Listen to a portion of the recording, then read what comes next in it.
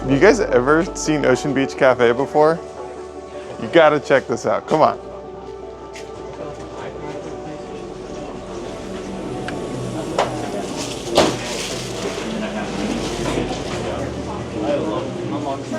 I think the whole reason I opened this place was to put a crazy selection of craft non-alcoholic beers in here. That's what that fridge is for. And then I have been actively searching for the last 4.5 years for the best non-alcoholic wine in the world. It's right here. This is it. This is the best of the best. And all of these are gonna blow your minds. But I like functional and cocktails and RTDs and ingredients, like something that actually does something for your brain or body or de-stresses your system, which is like stuff like this. Give me some mushrooms, reishi. Give me some adaptogens and nootropics and nervines. These are words that are all up in pop culture right now. And I also have non-alcoholic mezcals. I got non-alcoholic whiskeys. And I got all kinds of super cool stuff. Kava beverages are so hot right now. You gotta come down and check this stuff out. There's so many super cool things in here. And it's Saturday, busiest hour of the whole week. Let's start with some wine. This bubbly is insane. And everybody in the world needs to know that Zeronimo Leonis blend from Austria is the best non-alcoholic red wine in the world. Let's check this out. Zeronimo Sparkling Select is the most complex, nuanced, I can smell like cellared champagne vibes over here. And it's also like a little bit of like brie crust, where it's subtle and just the most aromatic non-alcoholic wine I have ever smelled, for sure. It's all up in the glass and it's like fermented, but there's also like this like creme brulee thing, which is also gonna come from the yeast profiles.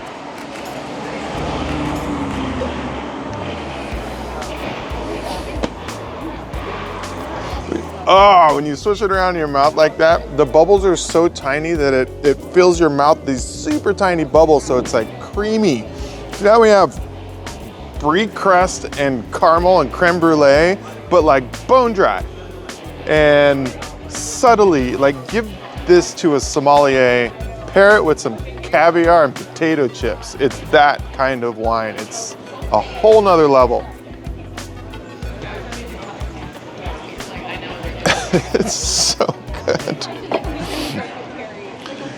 And then the Leonis blend. This is a $38 bottle. That's only a half-size bottle.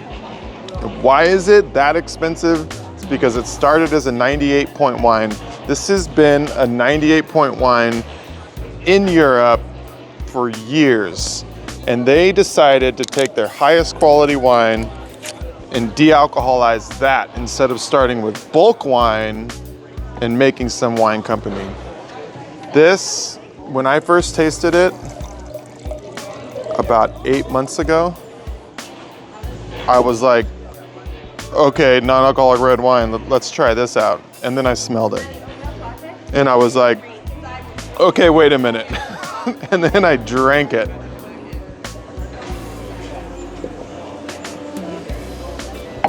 Oh my God.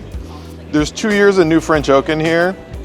And so there's like this little bit of this like, not vanilla, but it's some spice. And there's fruit like dark cherry, like tart dark cherry. But these aromatics, it's like, you ever waited for a car to go by with their exhaust system that sounds like it's from 2009? All right.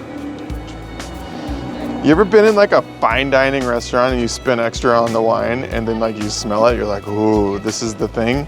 This is the thing. And it does not smell or taste like grape juice as most non-alcoholic reds do because it doesn't have any grape juice in it. And it's called Blaufränkisch. You're like, Blau what? It's an Austrian grape. It's kind of like the Cabernet of Austria. And it has Zweitgeld, kind of like the Merlot of Austria. And it is all wine. This is why I got involved. This stuff is amazing. Oh my God, this is like an extra delicious bottle too. It's like, sometimes there's a little bit of bottle variation and the personality on this little guy is just like unfreaking believable. This is the stuff that we do. Non-alcoholic wine flights. You want to do non-alcoholic tastings of all the stuff that you saw in there? Gotta come down here. We're right by the beach. Woo! It's like my favorite thing to do. It's like, yeah. It's a game changer too. Like on an afternoon on a Saturday. It's like I love rosé all day myself. I like Aperol spritzes on a Sunday afternoon. And I love day drinking.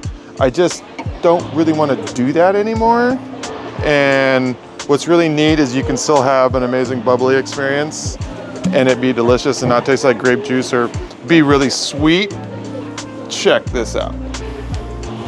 So this is like the fancy stuff, and this bottle comes in at $39 retail, so that would sell in a restaurant for probably like 80, 90 bucks. And cheers guys. Smell it first. Smell that wine. It's kind of like really aromatic, and you can really like smell that fermentation on it a bit. I managed wine bars before, so I guess that's also why I'm like, no, smell it first, check this out. It's fun to taste sommeliers on stuff like this too, because right when they smell, they're like, oh, okay, I'm taking this seriously now. It's kind of one of those wines where it's nuanced and complex. There's a fun exercise too, check this out. So put like a decent amount in your mouth, and I just want you to swish it up for like 3 seconds. Let's try that real quick. Oh, it's on. Oh wait, here.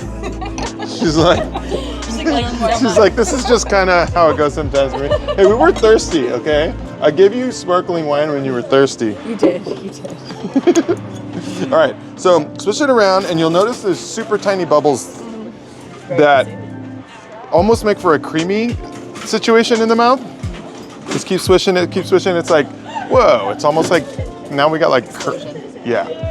But it's kind of fun because then you can like really taste it, and it's the kind of wine that like, I don't know, if it wasn't like the best quality wine, if you do that, you're like, oh, okay, yeah, I got like some box Chablis and it's weird, you know, but I'm drinking it because I want to get tipsy.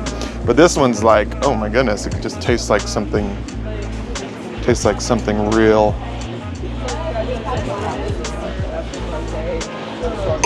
This is a $69 bottle of wine retail. So this is like the really fancy stuff. Okay, now you can take a shot of that wine. You can take that down. Here we go. The Leonis blend, this is the 2021. Nobody's been able to make good non-alcoholic red, and so this is the one. This is another one that's like, it's kind of this like, almost like a little darker color. It looks like a rich, like, there's like a little bit of rust to it almost. That's a sign of like the fancy stuff. And it started as a 98-point wine, and that's what they chose to de-alcoholize. A lot of people that get in the non-alcoholic wine business, it's really easy to find bulk wine and it's cheap. And they're like, we'll take that wine and there's a de-alcoholization machine over there, and then we're gonna start a wine company. These guys are a husband and wife that just had a baby a couple years ago and were like, making wine for the last 25 years, and they were like, let's de-alcoholize the absolute best thing that we have and see if that makes a difference. That was one of the big things with this. So let's smell this one first. Yeah, this is a dry one. I don't think too many people, well, especially people that are really into wine, like they certainly don't want a sweet wine. I mean, yeah, we all like sweet, but like in our wine, it's automatically like, oh, this is sweet. Yeah. This is bone dry, but yeah, this just smells like bougie, like old world stuff. So this is not going to smell like something out of Napa, which is like New World, big, opulent, oaky, juicy, sweet, over the top, vanilla. That's like the New World of Napa. Old World is like this like dry, nuanced, little funky. It's got 2 years of new French oak on it. So if you smell it one more time, you'll kind of, oh, there she goes again. Let me get you. She's doing it on purpose. So let's smell this one more time. No, it's okay. You and I have something in common, actually. I do that. So there's almost like an herbal note, like a bell pepper, which is kind of neat.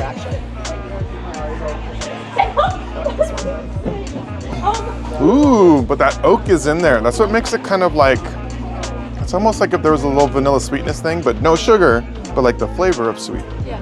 That's really taste the bell pepper. Yeah. And then that bell, and then tart dark cherry. It's another one you get from this.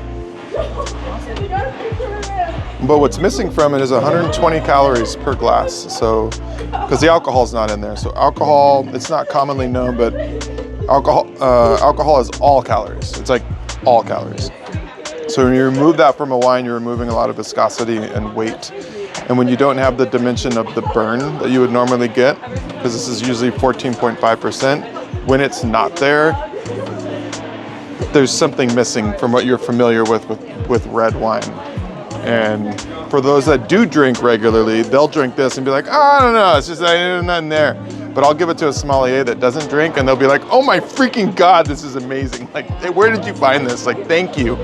There hasn't been anything, you know, like, oh my God, this is so cool. But then somebody that drinks wine all the time that knows wine is like, oh yeah, but you know, there's just something missing in it, you know?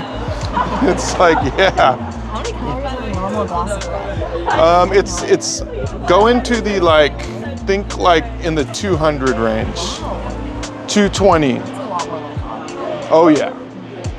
Oh yeah. If they had to put nutrition facts on labels, Not good. oh my God. So there's a bunch of stuff that's happening in the next few months that is going to change the world, which is the guidelines are probably going to come out saying no amount of alcohol is good for you. And that's from the WHO, which is the World Health Organization. And now I'm seeing multiple countries are like, oh, okay. So this whole thing about alcohol, a glass of wine a day is good for you. It's total bullshit. It's like this, all those studies and all that stuff that came out was very traceably from the alcohol industry, funding studies to help to make sure that regulations came into place. And we're in this, you'll see in the next 6 months or so, it's going to be national and international news. It'll be like on Google News being like, no amount of alcohol is good for you. Big alcohol is going to be like, no! And then alcohol sales are already on a significant decline, and big alcohol is like freaking out. But they also know that Gen Z isn't drinking as much, and millennials got a little older and they want more wellness, and Gen X, it hurts them, and boomers are like, I'm still gonna drink anyway because I'm stuck in my ways. But they're just looking at this whole thing like, yeah, numbers don't lie. We don't have to get mad anymore. We just have to pivot and adapt.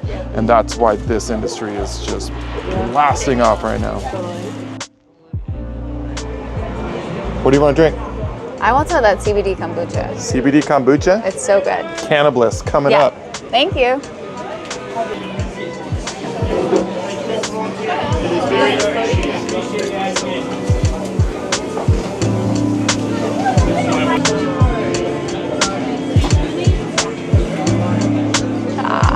Thank you. I'll give you a big one. Thank you. It's the best. Cheers. I love this stuff. It's so I can't good. stop. I can't stop drinking it. Tasty. God, it's so good. So what's happening at Ocean Beach today? Big crowd. Ocean Beach is slammed today. It's Saturday at 11:30. Yeah, it's nice out too. busiest hour of the whole week. We've got the beach cleanup. I think they had 35 people today, and then they're getting free food and beverage because every Saturday we feed them for free. And then we are sponsoring the volleyball tournament today. Mm-hmm. So we're getting them 15 sandwiches, and we are gonna pop some champagne for the winners of the tournament. And then we are gonna do a podcast today. Yeah, I'm excited for that. I think, it's a conversation that we have all the time, so it's like we might as well share the wealth of knowledge, right? I cannot wait to have this conversation. You want to know what I want to talk about? Yeah, of course. I want to talk about the non-alcoholic and modern sobriety movement. Yeah. Well, they're really kind of coexisting ideas, right? That I don't think would exist without the other, which is so fascinating to me. I think they've sort of both fed and birthed the other alongside on this trajectory that we're on, you know?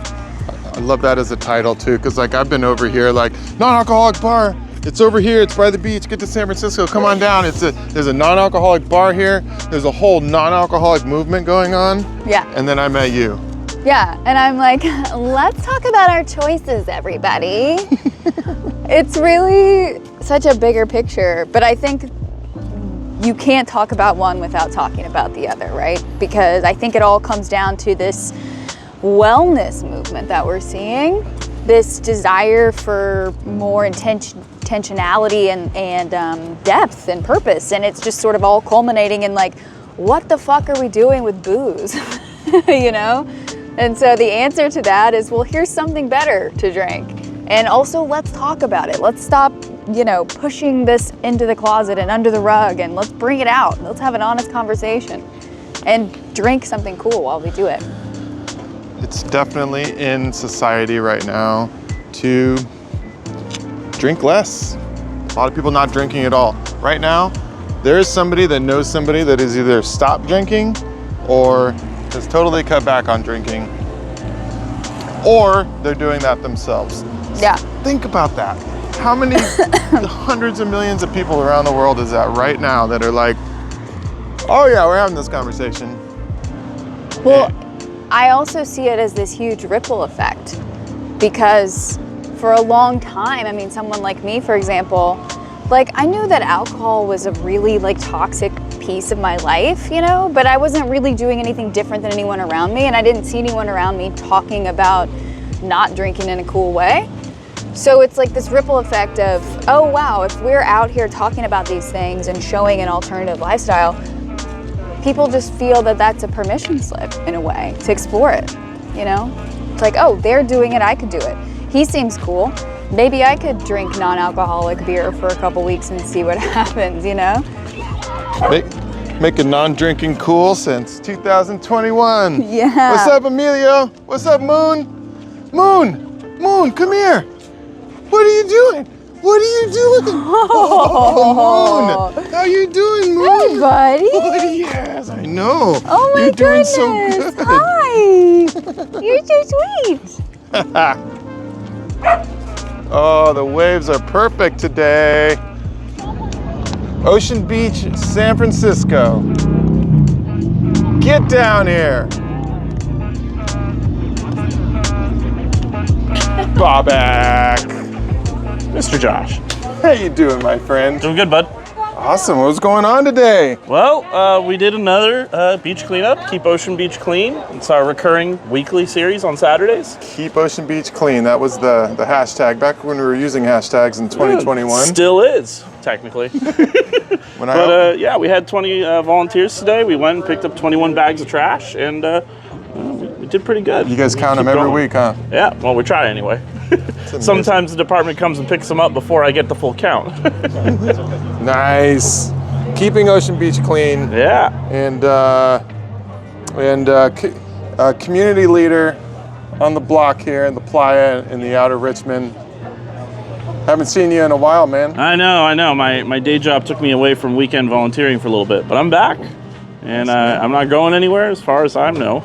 So we'll see. Nice. Have you noticed a difference in the cleanliness of the beach out there? Oh, absolutely. One of our volunteers was actually just asking, like, so can we go anywhere else? I feel like there's not a lot of trash to pick up here. And I was like, that's a good problem to have. I like that problem. I want to keep it that way. Yeah. But no, in all seriousness, even when we have only a dozen or 24 volunteers and we only pick up, a couple bags of trash, it still makes a big difference. And there's always going to be trash out here, unfortunately. Like there's wind, there's, people, tourists come from around and just throw stuff away, or the cans out there by the beach aren't the best well-maintained. They've not been serviced by the city and the state and feds for some time. So we know there's always going to be some trash floating around, and we need to make sure we're doing our part to not just pick it up, but also model the kind of neighborhood we want to be in, and that means taking care of our neighborhood. What are the organizations involved in making this happen? Well, Vince Yuen from Refuse SF is the one that recruited me to captain this starting in 2021. And in addition to them, they're kind of like the glue. They're the email newsletter, and he has the occasional volunteer appreciation party, and he works to build relationships with all of the small businesses like your own. And then with this particular cleanup, we have Ocean Beach Café, of course, great partner, helps feed the troops after the cleanup, and then also you guys graciously store the materials for us, so we love that. And then, of course, we also have the Civic Joy Fund. They're a great group. They helped raise a bunch of the money that goes towards paying your business for the complimentary sandwiches we're able to feed volunteers with after each cleanup. So Refuse, Civic Joy Fund, and Ocean Beach Cafe make this one possible. And then Vince and Refuse sometimes get other groups like corporations, nonprofits, other groups to bring volunteers in for a particular day or particular week if they want to, surge their numbers a bit. So nice. A lot of good groups, a lot of good people, but ultimately it's thanks to just rank and file people and neighbors, people who are out here doing the work, or students in some cases who need to get that service credit, who make this thing work. Thanks, man. It's definitely not a solo thing, it's a team thing. You came here, knocked on the window before I had opened. That's right. This place used to be a different kind of a deli, and I knew that owner, and I was sad when he was closing. And when I saw you poking around and beginning to open this place, I was like, oh yes, something's coming in. And it's been really great. I'm really impressed with what you built and what you're continuing to build, man. It's about 4 years ago next month. Yeah. Thanks for always being here, being a community leader, and allowing us to do all this stuff, man. Yeah, well, just trying to do my little part. Thanks, Bobak. Yeah. Nice to see you, buddy. Cheers, boss. All right. All right.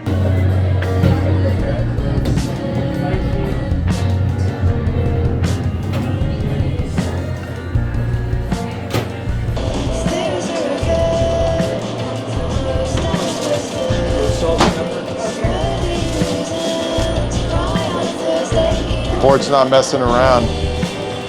He's like, give me that salt and pepper. Sauce lot greens. Thank you, ticket. You guys are awesome. Thank you.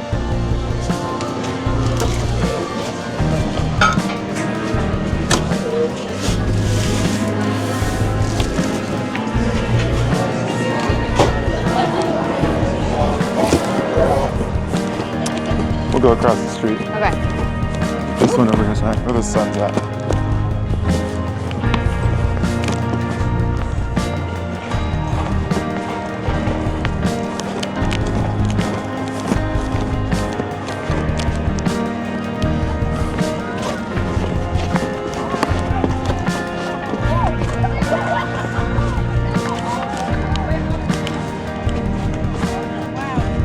And we got some. Yes. We got the bubbly for you too. Oh, no worries. We're like in the final little competition. Nice. We're gonna eat, so it's perfect. Nice. Also, what a stunning day. I know, it's This is beautiful. It's Yeah. so gorgeous. The whole beach. People have been starting to tearing down, but it was so many nights out, and it was amazing. Yeah, it's a gorgeous day. It's not too cold. It is. Amazing. Love it. Thanks for. Yeah, enjoy. We'll be here for a sec. Okay. Yeah. Let's get a picture once they're done. I'd love that. Can I get a high five real quick? Yes. Okay. Yes. Love it. there's hundreds of people every week out here, but then there is really not a lot happening in the area. But with your cafe, it's like I go there in between my lessons, I hang out, I talk to your baristas. They say, hey Chris, usual. It's like so heartwarming and amazing. I think there's a lot of people that don't get to this outer edge of San Francisco, but it has got to be one of the most beautiful places in the city. Yeah, and I think so. Some of my videos are going viral on Instagram, and people are commenting on my, backdrop, my office location. And it's like, where is this? Like, is there beach volleyball in San Francisco? And it's like everyone's like stunned by this view, and we get to be here every day, so we're lucky. Amazing. Yeah. Thank you so much for collaborating and building community and including us in this amazing stuff that you're doing. Literally, anytime. Awesome. Thank you. Woo. Appreciate it. Thank you. Woo.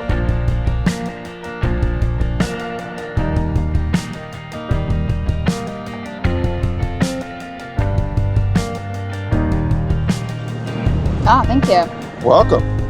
Thank you. Oh, I think I have the I think I have the goods. I'll let you do the honors though. Yes. What do we got? This is the Zeronimo Sparkling Select, the best bubbly I've ever had. It's nuanced, bubbles.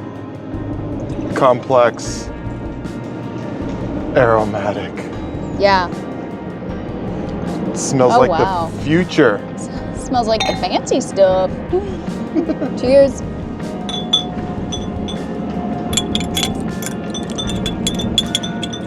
I'm gonna get one more cheers from you. That's just clean.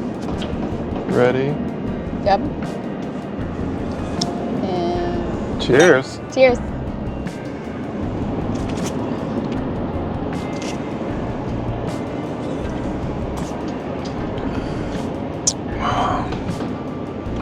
The non-alcoholic movement is going on everywhere.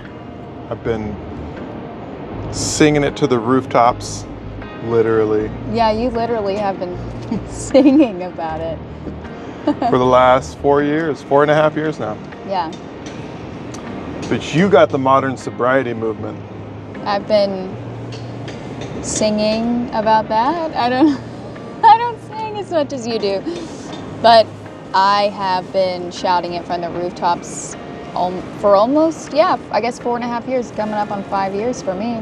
There's a lot in common there. I'm singing it from the rooftops, you're shouting it from the rooftops. Yeah. There's some overlap there. Oh, there's a lot of overlap there. I'd love to hear you, I think this would be really interesting actually. I would love to hear you sort of define the non-alc movement as a beverage dude on the inside. Like, tell me, if I'm someone who just dropped down from Planet Z and you're like, hey, have you heard of the non-alc movement? What would you say? Oh, I love talking about the non-alcoholic movement. So I'm a bartender, and I got to see people starting to drink lower alcohol beverages in 2016, 2018. I stopped drinking late 2019, and that's when I was looking into, okay, what's cool that's out there? And I went the last 20 years before that, like trying to find the coolest beverages that I could and then share them with others in a hospitality environment. And then when I stopped drinking, I was like, okay, what's out there? And when I took that year off drinking, which was all of 2020, it was the end of 2020 when I got the lease to my Ocean Beach Café, and I figured it was going to take about a year for people to get it, and that was how it went down. People were kind of like, non-alcoholic what?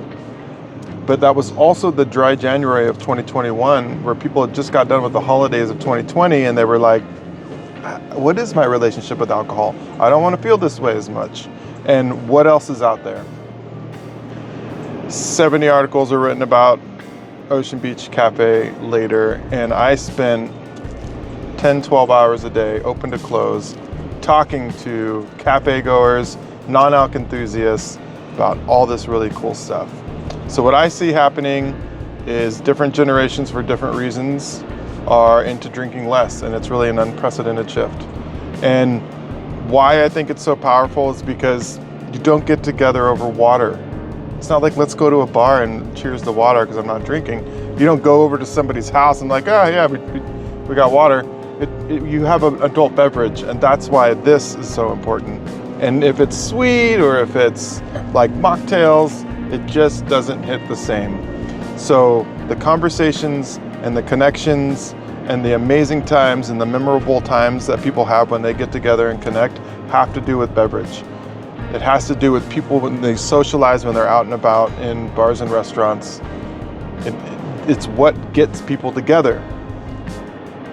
But we now know that alcohol wasn't necessarily the main ingredient in that social experience. So here's to making cocktails, here's to sharing them with others, here's to satisfying curiosity about all these cool new beverages like amazing non-alcoholic wine, craft beer, elixirs, and what's coming next. The non-alcoholic movement is here. Cheers to that. I love how passionate you are about it. People say that all the time. Yeah, well,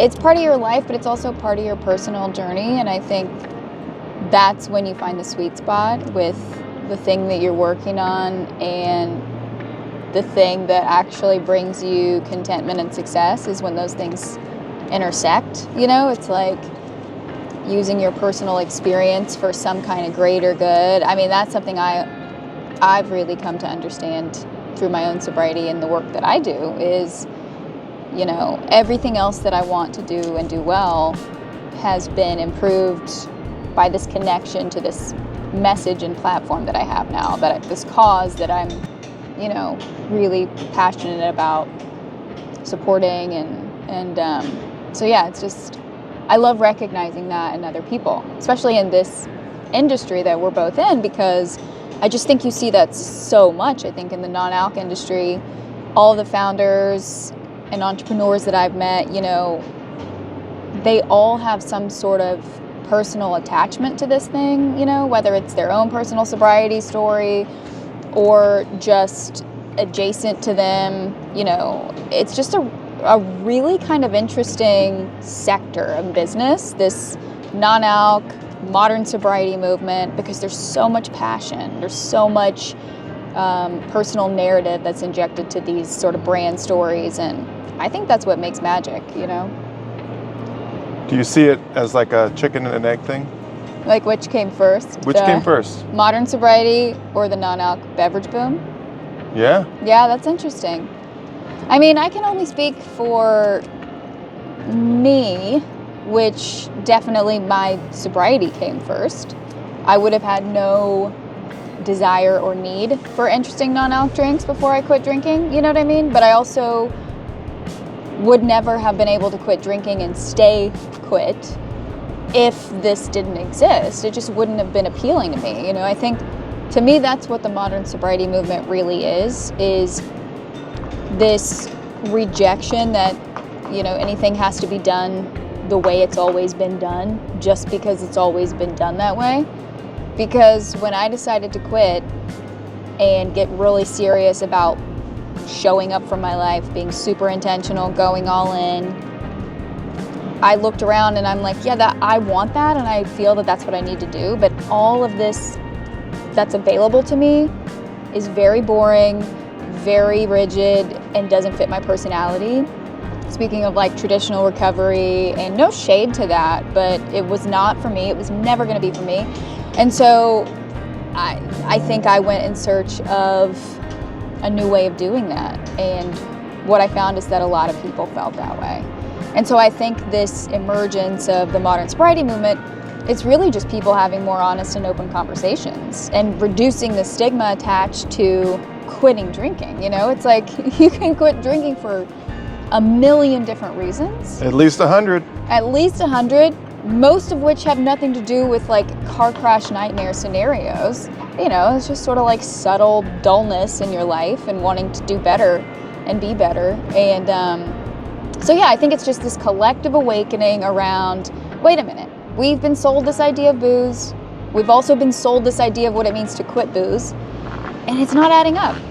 And we're going to kind of take control of this narrative for ourselves. And so that's where the non-alc beverages come in, and it's kind of like choose your own adventure sobriety now, you know? There is so much stigma. There has been historically. If 6 years ago it was like, oh yeah, I'm sober, I don't drink. Who'd you kill? And that is something I have been passionate about since I opened Ocean Beach Café, a non-alcoholic bar and bottle shop here in San Francisco, was to be like, I want to rebrand sobriety. So I wasn't using the word sobriety. I didn't want to use the word sober as much, and I would say that. I'd be like, I like to call myself a non-drinker, and I want to rebrand sobriety. So modern sobriety movement, I'm like, okay. I mean, I like that, modern sobriety movement, but then the word sobriety's in there, and then I was like, you know what, actually, let's use the word sober to rebrand sobriety. Let's just keep using it. And it'll be rebranded in that process. So I'm good with that. I can say modern sobriety movement with pride and confidence. Yeah, I mean, especially because hanging out with you, and that's what did that for me. It gave me that perspective on it. Yeah, well, I mean, it's interesting to think about why the word sober wasn't appealing to you, right? It's because it's been, I think, very effectively sort of marketed that way. You know, that this is a bad thing, this is a negative thing, this is something you should not strive for, right? When in reality, I think sobriety is like the most badass, epic, powerful choice a person can make. It's like, I reject this social construct of fun and sex and power. It's like, no, actually, I am full of all of those things without additives, and it's really, like, in my opinion, just the most rebellious thing that a person can do is actually refuse to numb out and dull out and just show up unfiltered and unadulterated. And I think more and more people are really feeling empowered by that. But that, again, is really linked to these conversations that we're having, where people are feeling like they have permission to do this without having necessarily to explain themselves or have a reason or an excuse, right? Yeah. It's like, oh no, I just feel really fucking great when I don't drink, right? And I'm better at my craft, and my relationships are better, and I feel better, and I look better.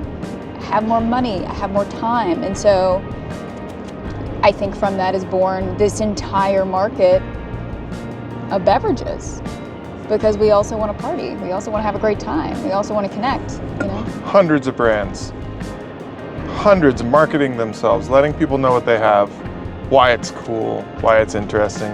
And a lot of brands that are just like, oh my God, not another Fojito, please. Fojito, and let's not call anything faux or non or zero or less than. It's like, God, I can't wait till the words that are used are this like spirit free is kind of nice. Yeah, I like spirit free. Think about the language, it's so childish and also like kind of weird. Like to call things virgin. You know? Can I have a virgin daiquiri? It's like, excuse me? That got retired, I think, some years ago, just naturally. It was just like, oh, I still see it on menus. Mostly at like Panama City, Florida, you know? It's like, where I remember going to the beach and it was my favorite part of vacation was I got to get a virgin strawberry daiquiri, you know? Why? Because I wanted to say the word virgin in front of my parents at dinner? Like, I don't know. Maybe. Yeah, that language is really weird. Mocktail, faux. It's like insinuating this is a fake, this is like an impression of something, you know? But I want to hear you talk more about the non-alc movement. What does this mean? What does it mean that we have this whole new sector of beverages? Ocean Beach Café is there, and we know this, and we like that, but I want to hear it. I want to hear another perspective. I want to hear you as a non-drinker, as a person with your own history. Like, what has the non-alc movement given you and other people like you? Like, what does it represent? Big camera's out of power. Okay. But we got lots of good shots. See? The non-alc movement to me is everything. As a chef gets into making food, I like to make drinks, and I like to learn as much as I can about them and share their stories. we can do that now because these beverages have come around. That people can get a beverage that doesn't make them feel like they're a child, I think is important. That they can have something interesting, like that's tantalizing, and that's an energy and a frequency and an experience that people want. It goes to a deep cultural thing to get together over beverages. This is like, there's a societal shift that's happening. There's a structural shift happening. If people shift in their drinking preferences, like that's kind of a big deal. If something affects the big alcohol industry, that's a very big deal. This is also about the wellness industry, another $1 trillion industry. That is also a big deal. This is not a small thing. Right now, somebody knows somebody who has either stopped drinking or cut back, is talking about it, or they themselves have. Like, that's not niche. That would be mainstream with the sheer amount of people that I see talking about this thing, because when you say non-alcoholic whiskey or non-alcoholic wine, it's like, what? We just came from 5 years ago being like, what? Isn't that grape juice? I mean, I drink for the buzz, like all that stuff. That was 5 years ago. 2024, 2025, this is what's going on. The fact that some Whole Foods are selling more non-alcoholic beers than they are alcoholic beers is massive. And this is just getting started. So this non-alcoholic movement is massive. Yeah, and what does it mean to you as somebody who has removed booze from their life, right? Trying to live that lifestyle. What does it mean to you to walk into a bar and order a non-alcoholic cocktail as opposed to, a soda? Like, what is the importance of that? Why is that important? It's like if I walked into a place and I had drinks that looked like this. I mean, I'm friends with the owners of these, but I would just be like, oh my God, like it would literally light me up as a beverage geek, but also like, wow, you found Charmly. Yeah. You found Altitude that's got the nootropics and adaptogens in it. Amazing. Like, how did you even come across that? And they're probably going to be like, oh yeah, our bar manager found that. They really did a deep dive on trying to find what was good in the non-alc bev industry. Yeah. I just think, oh my God. But what do I see most of the time is an attempt. And that's pretty, in most places, there's an attempt to get some good beverages, adult beverages on menus. So that's cool. Worst mocktail you've ever seen on a menu? Oh man. Oh, okay, I got one. I was going to a function in San Francisco, and it was like professionals, and there was a bunch of pop-up booths with food and beverages doing things. And Can was actually there with hemp-derived THC beverages when that was allowed in California. And I was not going to be drinking the THC beverage, but I asked that bartender who had a bunch of alcohol around him in his booth, and I was like, I'd like a non-alc, cocktail of some kind. He's like, oh, okay, you want a mocktail? I was like, yeah, that'd be great. He's like, okay, yeah, the word go. I can whip up something for you. And he was probably 40-year-old bartender. He's like, I'll whip something up for you. Awesome, thank you. Yeah. And then he proceeds to take his passion fruit syrup, and he kind of hit it pretty hard. And then he had his pineapple juice, hit that one pretty good. And then he had his mint sprigs. And then he just loved it that he could layer the grenadine in the bottom of it, so it was all red on the bottom. Oof. And then he smacked the mint, put it on top. It was like, here you go. And I'm like, thanks, man. He's like, yeah, $13. I was like, all right. You're like, $13 for a 13-year-old beverage. Yeah, Thank you. It was with tax as well. Yeah. So we're coming up in and around 14. I got to tip him a few bucks for being so hospitable and making me something special. Sure, making you something that's going to fast track your diabetes. and that's, oh man, it's not always going to be that way. It's getting better, but. Yeah, no, it is so frustrating to see that though. I mean, I've had some pretty shitty things made for me. Like, I was at this really well-known, members-only club that everybody would know the name of if I said it, but I'm not gonna. And the bartender made me and my friend the most disgusting mocktail, as he called it, I've ever had in my life. And he combined the strangest things. It was like spicy hot peppers with coconut cream and some weird berries and stuff. You can't do spicy But with I'm coconut. like, bro, like, how did you get this job here? You know, and it's weird because now that specific place actually has some really good non-alc options on the menu. So maybe they learned their lesson. Yeah, It's getting better. yeah. And we're gonna do whatever we can to make sure that the non-alcoholic and modern sobriety movement is everywhere. Oh, I will never stop. Won't I stop, shut can't up. stop, I can't shut up. So can't stop, won't stop. you'll just have to throw me off this roof, I guess, if you want to shut my trap. Good luck. Cheers.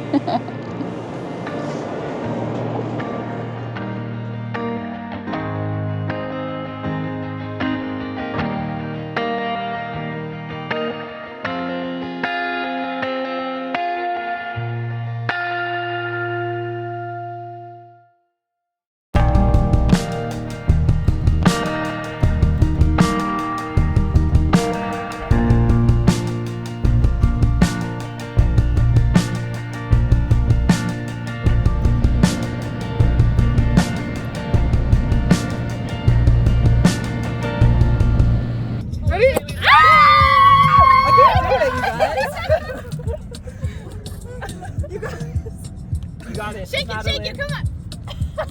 Yes. Up, Wait. I feel like I need to like. You got it. Just go. You got it. I don't have a straw. Yeah. Go.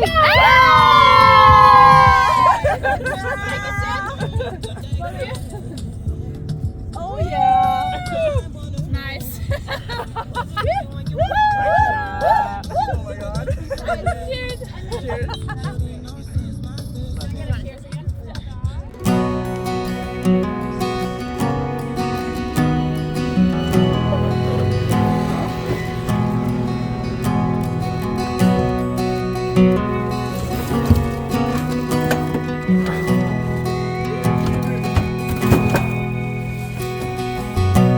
What more can I offer this time? And I've given it all of my life. Been feeling it slowly pass by. And I'm hearing them clearly. Little choppy out there? There's nothing going on out there. Such a weird, short peaks, nothing to ride. That's cool. In between storms. They say give it up, give it up. At least you tried. Dream. I know there is more yet to find,